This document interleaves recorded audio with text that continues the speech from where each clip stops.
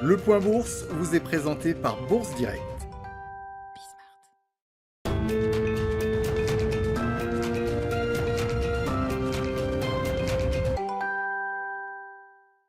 Le CAC 40 toujours dans le vert à la mi-journée. La bourse de Paris flirte même avec les 6200 points ce mercredi. Les investisseurs semblent soulagés, notamment par le chiffre de l'inflation aux États-Unis publié hier et optimistes sur la reprise économique mondiale.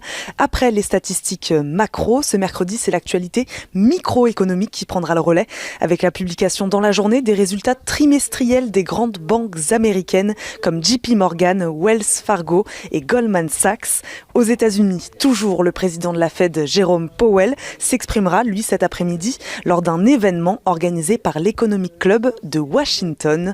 Les marchés attendent également la publication du livre beige de la Fed, un point d'étape sur l'évolution de l'économie au cours des 2 derniers mois, avant le comité de politique monétaire les 27 et 28 avril prochains.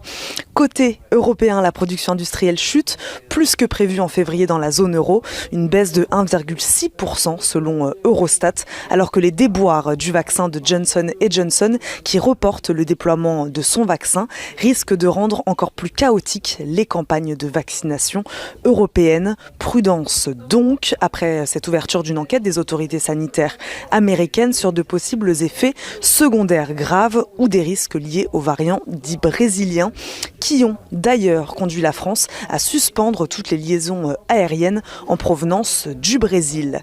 Le FMI publiera également ses prévisions pour l'Europe cet après-midi. Les valeurs à suivre aujourd'hui, LVMH en tête du CAC après la publication de résultats spectaculaires hier. L'envolée des ventes de Louis Vuitton et Dior a permis aux géants français du luxe d'afficher un chiffre d'affaires en progression de 32% au premier trimestre. Les ventes ont atteint 14 milliards d'euros. Le groupe passait même le cap symbolique des 300 milliards d'euros de capitalisation boursière. Il prend entre 2 et 3% ce mercredi à la mi-journée.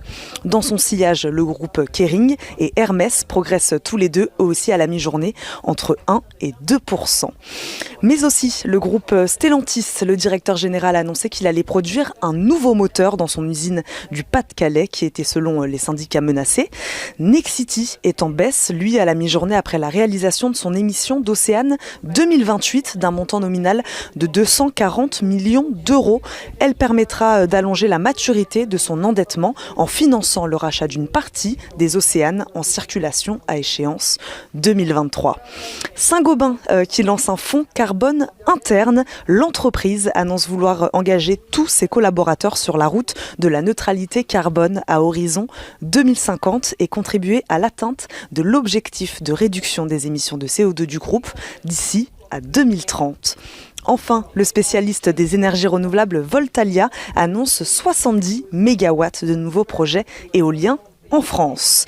Les cours du brut, eux, progressent ce mercredi après l'annonce d'un repli plus fort que prévu des stocks la semaine dernière aux États-Unis et la révision à la hausse par l'OPEP de sa prévision mondiale de pétrole pour cette année. Il oscille en dessous des $65.